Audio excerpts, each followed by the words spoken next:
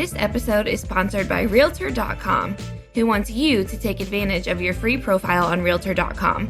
By claiming and completing your free profile, adding a photo, and all of the information that puts you head and shoulders above the competition, you're on your way to receiving free leads, helping search engines find you, and staying top of mind with past clients.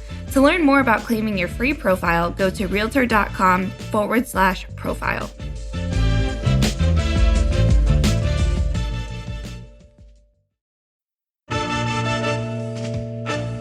Welcome to the Real View podcast, where Ohio Realtors connect you to innovators and influencers, keeping you with the real view of real estate. Whether you're a broker, agent, first-time homebuyer, industry leader, or just happen to stumble upon our podcast today, you can expect to hear tips, tools, tricks, interesting information, and so much more from the experts in Ohio's real estate game.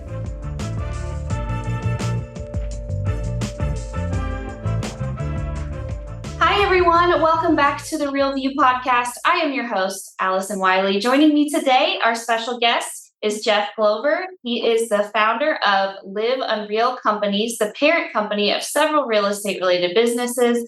He is also a top sales trainer and professional speaker. And he is here to talk to us today about seller-focused business, what that looks like, why we should be exploring that right now in the midst of everything going on, really how to take advantage of this opportunity, how to even get started and get going on it, and why it's such a great option for us right now. Jeff, welcome onto the show. We're so happy to have you. Yeah, thanks for having me on. Absolutely. Before we get started into today's conversation, I would like to hear a little bit more about you, how you got into real estate. I know you started in retail sales at the young age of 16. You worked your way up through the real estate journey through that. So I would love to hear a little bit more about you, your journey, and what's led you to where you are today. Well, I've been listing and selling real estate now for this May. I entered into my 22nd year, if you can believe it. And this is all I know. In fact, I've been doing this ever since I got out of high school. As soon as I turned 18, I got my real estate license, and I'm still in the trenches today. You know, a lot of people who follow our teachings or follow our stuff would say, well, of course, all real estate trainers, like, they're not selling real estate anymore, are they? And that's actually not the case. I'm in it. You know, in the last 10 years, I've personally listed and sold on average 100 homes a year myself. That doesn't include the 900 to 1,000 transactions a year that our team does. So I'm in it with you. I know what agents are going through. I know what we're dealing with on the buy side. I know what we're dealing with in the sell side, because I'm still in the trenches, listing and selling anywhere from 6 to 10 homes a month. No, that's awesome. And I think that's really great that you still have that perspective. It just brings such a realness to what you talk about and what you're training on. So I think that's really great that you're very familiar with what's going on, have a great pulse on the industry, and especially on everything that has happened in the past 3-ish months here since the settlement broke. In March. So we all know kind of a little bit about the settlement and what that entails, the changes that are going to come around. In your perspective, or if you had a crystal ball, what do you think the biggest impact of this is going to be? Or what are you seeing as you are training and working, and give us your perspective and thoughts on it? Yeah. So I would say the biggest thing is, we don't need to get into what happened. You guys have probably done a ton of stuff on that.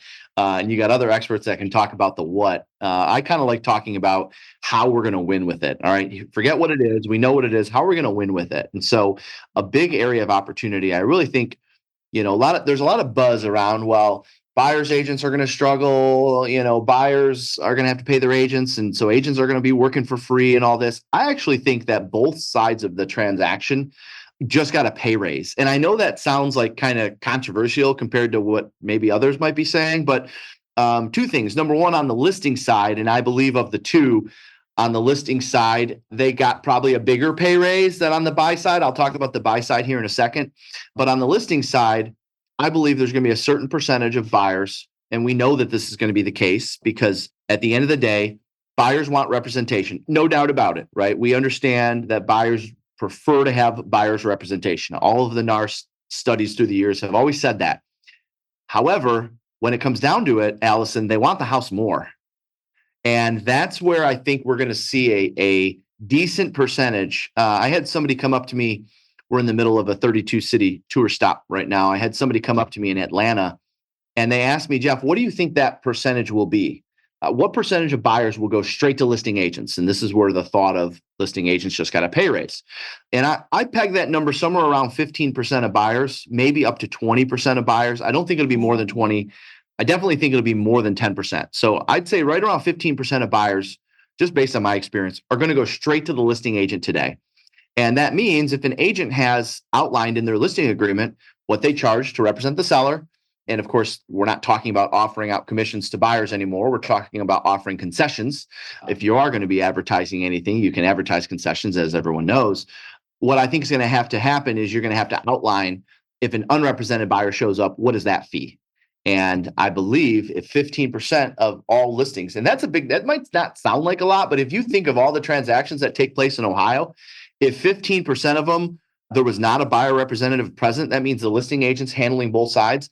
That's a big number. That's a lot of transactions. And so, I mean, that gives me every reason to double down on being a stronger listing agent. And we can get into some of the tactics of where I see more listings coming from and how we can get more listings. And I'll share with you our plans there. But what I do want to say is on the buy side, because a lot of buyers agents are a little nervous about what's going to happen. And I do believe the average agent, and I don't mean that in like a cold kind of, like they're bad agents. What I mean by that is if they're not practicing their skills, if they're not reinventing their value proposition, if they're not, like right now, buyer's agents ought to be working on their buyer presentation materials. Buyer's agents ought to be working on their buyer presentation script, right? All of that should be getting rejuvenated, maybe introduce some new things to your buyer process. But I do believe the average buyer agent will struggle financially with this change, because at the end of the day, the average agent, if commissions aren't being offered in the MLS, and a buyer says, well, I'm not paying you X percent, an average agent might say, okay, I'll take less. Where a skilled agent is willing to say, well, here's what I do, and here's what we charge. And at the end of the day, I'm going to fight tooth and nail to get this covered by the seller through our negotiations. And if I can't, you will be expected to pay the difference. And my hope is that you won't have to pay anything. And if you do have to pay the difference, here's all the things that you get for that. And here's the value that I bring. I'm teaching a couple different languages, like for instance, on the listing side, for years and years, listing agents have been advertising days on market. Well, why not on the buy side? Why aren't we advertising DOS, days out showing? Meaning from the time I meet a buyer to the time they get an offer selected, the average buyer selects a home with me within 27 days, right? We've got opportunities to promote on that side. Just like on the listing side, we've promoted list price to sales price ratios through the years. Why can't we promote list price to net sales price ratio on the buy side? The average buyer who works with me saves an average of 2.5% on every transaction right now. And let me share with you how they do that. Right. And of course, we do that through negotiating commissions or concessions or inspection issues or whatever that may be. So I really think buyers agents have an opportunity to actually, the good ones are going to make more, because it hasn't been customary where I'm from in Michigan. And of course, I know Ohio very well because we do a lot of training in Ohio. In fact, it's like our number one state that people hire me to come do stuff at. It's not customary to go back to the buyer and ask them to pay the difference through the years. It has not been a thing. We don't do that in Ohio, in Michigan. We don't do that in Ohio. You don't go back to your buyer and ask them to pay the difference. However, today, now we have a black and white ruling that says, no, they have to know what they're paying up front. And so it's going to become customary to where we do go back to buyers and say, yep, it's going to be on your settlement statements at closing. Fortunately, I was able to get this X amount concessions for you, and there is a balance of this, and the title company is going to handle all that. It's just going to be part of your closing costs. That's not something we've been able to do. You technically could have done that. And there might be some brokers that are, or agents that are watching this saying, wait a minute, I've already been doing that. And that's okay. I'm referring kind of to the majority. The majority have felt that, it feels icky. I'm not going to go back to my buyer and make them pay the difference. Well, when everyone's doing it now, and we have a ruling that states you got to outline what you pay before you even show them a house, now it's going to become somewhat of a commonplace. So then now all of a sudden, buyer's agents actually have an opportunity to get a raise as well. And so that's a benefit there. But I know we're going to focus on the sellers today, but I do see some silver lining on the buy side that I think a lot of buyers agents aren't looking at. They're just kind of looking at it. Well, my commissions are negotiable now, and I'm going to get beat up by the client all the time. No, if you have it outlined of everything you do and what you charge, it's going to be somewhat expected that it's going to be commonplace that they pay the difference at closing. Yeah, no, I think that's a really refreshing perspective. And I'm really glad you touched on it too, because that is such an important, part of this as well. Yes, we're here to talk about sellers being a seller's agent and focusing on the seller business, but that's an important part of what we do too. And there are so many members and our realtors that are listening right now that really do only focus on our buyers. So I love hearing that perspective and a little bit of optimism in like what you've said. You've heard the similar thoughts and conversations around, it's just not going to be good for us. We're it's going to be different. But I love hearing that. So thank you for bringing that up. And like you said too, if you're a good agent and you're working on those scripts, you're working on your value proposition, you're going to be prepared to come to a client and say, hey, here's everything that I can do for you. I love that you gave some examples, on what you should be highlighting in those presentations, how to word things differently. All of that's going to be so important to move forward. And if you're doing that and you're doing it well, then there's a great opportunity that's going to come out of this. And we want you to be prepared and be ready to seize that. So yeah, thank you. Thanks for talking about buyers for a little bit. Yeah, of course. You've always too the time difference, right? That this is something that you've talked about in the time that you spend on a buyer versus the time you spend on a seller client. Talk to us a little bit about that, because I thought that was really interesting too. And as we're thinking about why you should think about incorporating more seller, this is a huge part of that, right? So tell us a little bit about the time. Yeah. Yeah. So I think when you look at how real estate agents decide where to spend their time, or just really in anything, we're always measuring income and time, right? Income comes and goes, time is gone forever. So, one thing that we measured and how we made the decision to focus on sellers first, because just to give you an idea, Allison, on a typical month, our team of just 32 agents, we don't have this 100, 200 person team. We've got 32 agents. We take between 75 and 100 listings per month right now in this listing scarce market. 5 years ago, when there were plenty of listings to go around before COVID, we were still taking 75 to 100 listings per month. So a lot of people say, well, how have you been able to maintain that level of inventory when everyone else is going in a different direction and chasing buyers or doing more open houses or chasing buyer leads? And my response to that would be, and I want to get into the time thing in here in just a second, it started, Allison, with the decision that we're going to wake up every day and be listing agents first. Not we're going to wake up every day and handle both buyers and sellers. By the way, don't get me wrong, we do. We handle buyers as well, but we're going to wake up every day and be listing agents first. And so if we start with that decision, then we start saying, okay, if we're listing agents first, now where are they going to come from, right? You start asking the follow-up questions to that.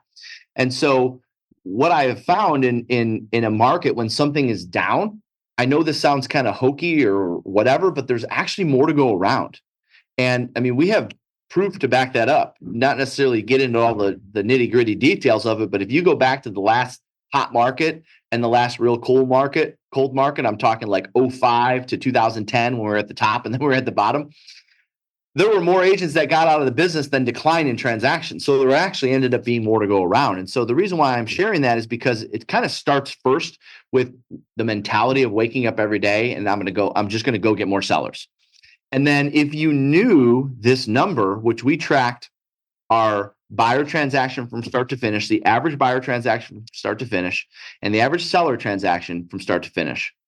The average buyer transaction is 38 and a half hours. Might as well just call it 40 hours. An average buyer transaction from the time a lead is acquired, right? The time your phone buzzes with a lead from Realtor.com or Zillow or wherever, all the way to closing. 38 and a half hours for an average buyer transaction. The average seller transaction, 19 hours for the average seller transaction. So you can do twice as many deals working with sellers as you can buyers. And it's kind of interesting. When I did this little study within our 900,000 transactions, I started thinking, when you go to conferences and stuff, you see, they'll have like top listing agent panels, top buyers agent panels, and the listing agents the top ones are always doing 80, 90, 100, 110 transactions per year. The top buyer agent panels, they're doing 40, 45, 50, 55 transactions per year. Again, these are just kind of averages. And so it's kind of like, okay, we're not too far off here. No wonder why the top of the top hit a ceiling at 50 on buy sides, and the top of the top hit a ceiling around 100 on the sell side, because it takes twice as long to do a buyer transaction as it does to do a seller transaction. Yeah, that's super interesting information. And when you lay it down on that, I mean, what's the most valuable thing we have? It's time, right? I mean, that is the number one thing you can't ever get more of. So that is just huge. When I saw that, I said, oh my gosh, that's a crazy stat. And something to think about as you think about why this is such a good strategy. And we're not saying, don't be a buyer's agent, don't work with buyers. As you said, we still work with buyer clients, but just putting this and waking up with that mindset, putting this first in your head, when you're thinking about your strategy is really important.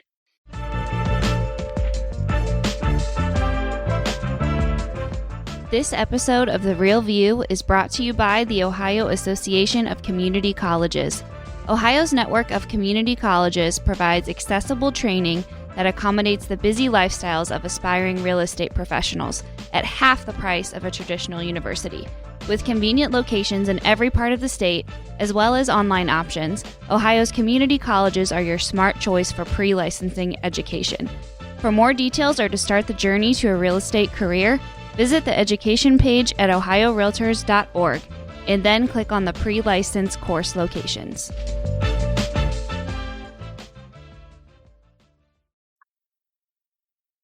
Another thing you talk about is owning the listing inventory. And as you mentioned in your business, how you're owning some of that in your area in Michigan. What does that mean, and how and why is that a good mentality to have? Yeah. Well, I mean, ultimately, at the end of the day, when you own the inventory, you control your income, and you control you can anticipate your future income. An example of this would be, like, for instance, going into a month, if you were to say, okay, I want to sell 4 homes next year. If you have 6 listings going into that month, based on showings and offers and feedback, if you needed to sell 4 homes, approximately how many of those 6 listings are going to sell. With buyers, you have no idea if the right house is going to come up for them, if they're going to pull the trigger this month or not. I mean, you really have no idea. So you have the ability to anticipate your future income at a much greater consistency working with sellers than you do working with buyers. There's no doubt. And so if it's all right with you, I'll get into some of the tactics. Yeah. The biggest thing that we're doing right now, when I look at where our listings are coming from and where we're spending our time, is, and I'm going to make a statement which, is not something maybe a lot of people have thought about or heard before, because it really hasn't been something that has been talked about a lot. And that is, and let me kind of paint the picture for a second.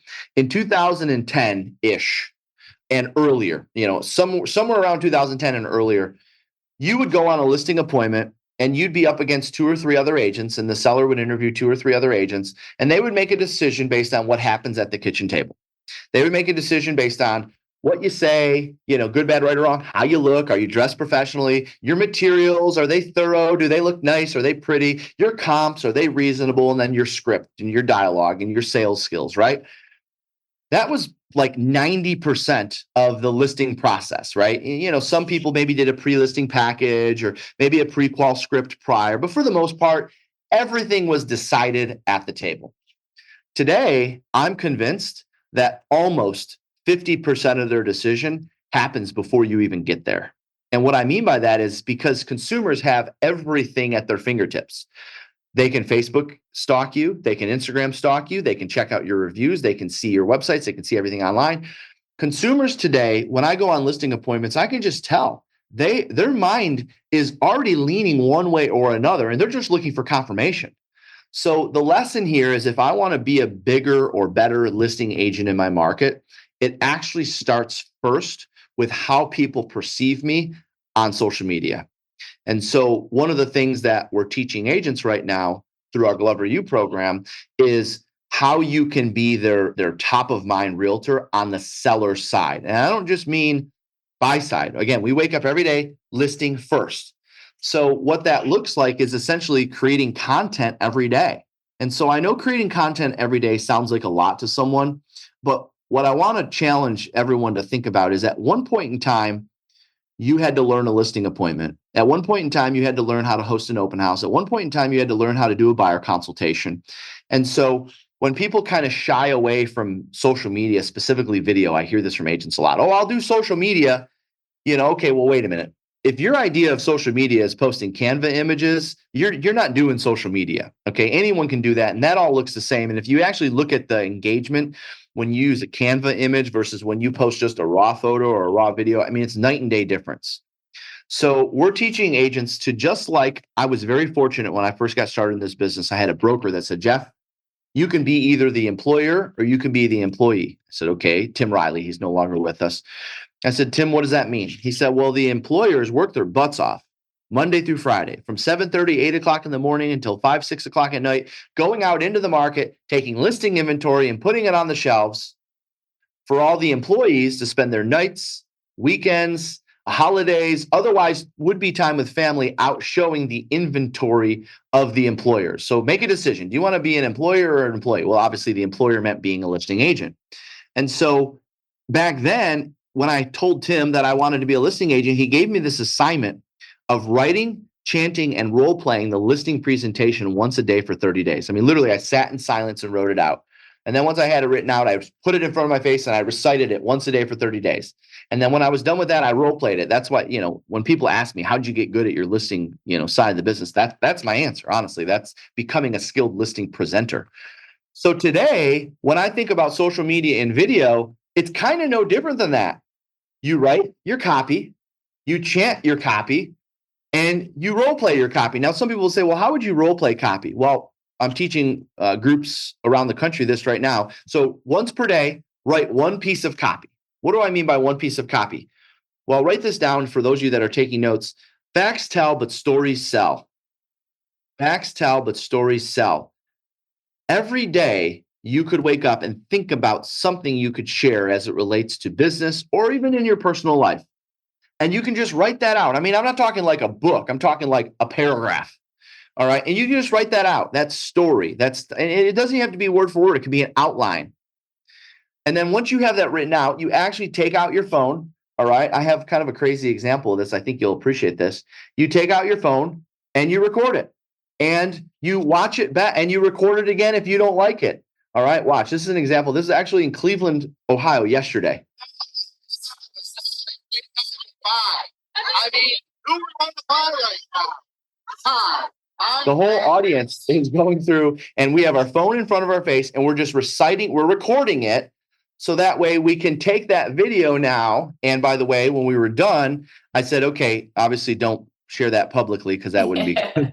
So when we're done, the role play part of it would taking that video and sending it to another agent that you trust and saying, okay, can you critique this for me? Right? That's kind of how you role play modern day social media. So waking up every day with the mindset of where's my next listing coming from? And then making sure everyone on social media, all of your friends, all of your followers know that you are a skilled listing agent by writing good copy, chanting it, role playing it, and then getting it out there for people to see. Yeah, I love that. It's so important. And I mean, we could do a whole class on social media. There's so much there to unpack, and such great examples and ways, that you can take this and implement it, right away and be thinking it matters. As you mentioned, these people, they're more informed than ever. Our consumers are more informed than ever. The internet is, it's bigger than it's ever been. They're coming into this more informed than maybe they ever have before. So it's your job to, like you said, confirm those thoughts that they're already feeling a certain type of way. Social media is a free advertising tool. You don't have to pay for a billboard. You don't have to pay for a radio ad. And, I get this all the time. Last week, I don't remember where I was last week, but someone came up to me during the break and said, Jeff, but all of my clients are older, so I don't really think they're on social media. It doesn't matter. Their kids are. And you know what's happening? Their kids are saying, Mom and Dad, who are you thinking about going with to sell your house? And then what are they doing? They're looking them up. They're looking them up on Instagram. They're looking them up on Facebook. Mom, Dad, this agent hasn't posted anything on Facebook in 17 days. They're not an active agent, right? So don't think that just because maybe you're not on Instagram or on Facebook as often as you maybe should be, well, my clients are not on that. Their kids are. Yeah. And I don't know about you, but my parents are in their 60s and 70s and they're on Facebook more than I am. My mom sits on the couch and scrolls every night. So oh yeah, they sure are. Yeah. No, that's absolutely true. what's going on, these impending changes that we have, how can agents really future proof their careers? And I know that this is a big way, that you could do this is by shifting that idea to that seller focused business. Are there any other ways and strategies, or what are you teaching your agents in addition to waking up with the seller mindset to really future proof their careers and knowing that, whatever comes out of these changes, however our industry is going to change, that we're going to be okay and we're going to get through that? What else are you training them? Yeah. So another area is, and I know agents have mixed feelings about for sale by owners and expireds. And I will just say this, if there's ever been a time to work this source, it's going to be after the NAR change, the NAR settlement change. And here's why. Number one, for sale by owners, and I've probably listed and sold over 1,000 for sale by owners in my career now. For sale by owners have always said, well, Jeff, before I list with an agent, if anything, I'm at least going to pay to put it in the MLS so that way I can advertise I'm paying a commission like you guys can. We've been hearing that from for sale by owners for years. And so now if you remove that, which of course we know that that's being removed, the field is being removed completely. And, I know some MLSs are talking about just changing it to concessions and whatever. Regardless, now for sale by owners have a little bit extra confidence because they feel like that the playing field has been evened a little bit because now we can't offer out commissions in the MLS. They can't offer out commissions in MLS. You know what? Why don't we try for sale by owner just for a couple weeks before we list with a realtor? Because that was one of the benefits of listing with a realtor. And now that that's gone, well, the seller would say, well, let's just try it on our own. I believe we're going to see an increase in for sale by owner opportunities. Now, some people hear that and they think, well, Jeff, I don't like dealing with for sale by owner, so I don't like that. Well, yes, maybe on the buyer agent side, getting a one-party listing agreement with a for sale by owner or something is not attractive. But if you're willing to work on your skills to go after for sale by owners and have good conversations with these sellers, you're going to have a lot more to talk to than we have right now. So that's one area that I recommend people consider going after. The other area is with expired listings. Now, this is a little bit, I'm going to put an asterisk next to this statement because it's all market driven. When it's a hot market, we have less expireds. When it's a cool market, we have more expireds. Balanced market, no matter what market you're in, you're always going to have expireds. But I believe that the NAR settlement change will actually increase the expired opportunities. And why do I believe that? Well, I believe that because if before homes didn't sell because of price, condition, or marketing, I believe you've got a fourth factor now. And that fourth factor is commission offered. Because we can't offer commissions, we can offer concessions. So watch. If I have a listing that before was priced kind of condition was but you know what? They're paying 3.5% in commissions. Yeah, let's get out there. Let's take a look at this thing. Okay, and that listing still sells. After the NAR change, price kind of condition not so great. And oh, by the way, they're not offering out anything in seller concessions, which means I'm going to have to pay you, Jeff, as my buyer's agent if I want to buy that house. I wasn't really in love with it anyways, based on what I saw in the photos. So let's just keep moving on. So I believe you're going to have quite a bit of that. You're going to have listings that would maybe otherwise not sell because they're not offering concessions.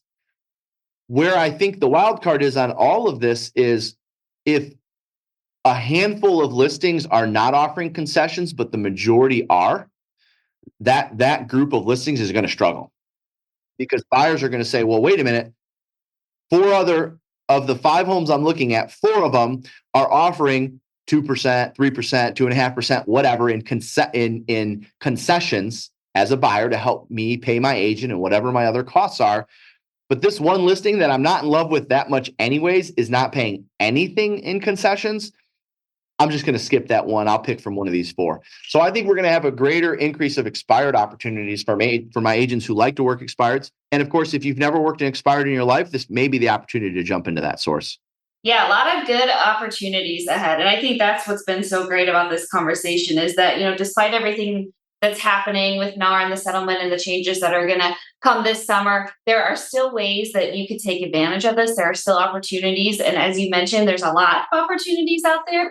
Is it going to look different? Yeah, it might look a little different, or we might have to get used to a different way of doing things, as you mentioned, if you're not already doing them. But there's no better time than to start practicing these changes and preparing for this than now. You don't want to wait till late August and start working on your buyer, start working on some of these strategies. We're encouraging everyone to to start this now. Don't wait. And there are opportunities and there are ways that you can still have a successful career despite everything that's going on. So, Jeff, this is so fantastic and so great. And I want to thank you so much for joining me and sharing all of your thoughts and knowledge, really great bits of advice and tips. And definitely we hope to come see you. I know you're going to be traveling in Ohio next week, but we hope to see you around Ohio, and definitely check out Jeff, you guys listening, see where he's going to be. As he mentioned, he travels here a lot. So definitely come see more of his classes and courses. Yeah, I would say the best thing is if agents want to take advantage of all of our free resources, if you just go to gloveru.com, that's GLOVER, the letter U.com, or download the Glover U app. I mean, if you click on the resources tab, there's like a dozen free resources. I mean, I've got NAR settlement scripts written for every single objection a seller or buyer could give you right now. I've got buyer pre-qual scripts and buyer lead conversion scripts for the new NAR settlement. So there's a lot of free stuff out there. If you just go to gloveru.com or download the app, there's all sorts of free social media tools and stuff that I have for you to take advantage of. No, that's really great. And we are here to help. Jeff's here to help you get through it. We're here at Ohio Realtors to help you get through it. We will get through it and we will be successful. So, Jeff, thank you again so much for joining on. It's really been great talking to you today. Awesome. You bet. I look forward to seeing you guys sometime soon. I'll see you in Ohio. Definitely. And to all of our listeners, thank you guys so much for tuning in. We'll be back with you next week. Thank you for listening to The Real View. That wraps up today's episode. You can keep up with the latest on the podcast at ohiorealtors.org/therealview and on Apple or Google Podcasts, Spotify, or wherever you listen. Have questions, comments, or suggestions? We want to hear from you. Email us at podcast@ohiorealtors.org. We'll see you next time.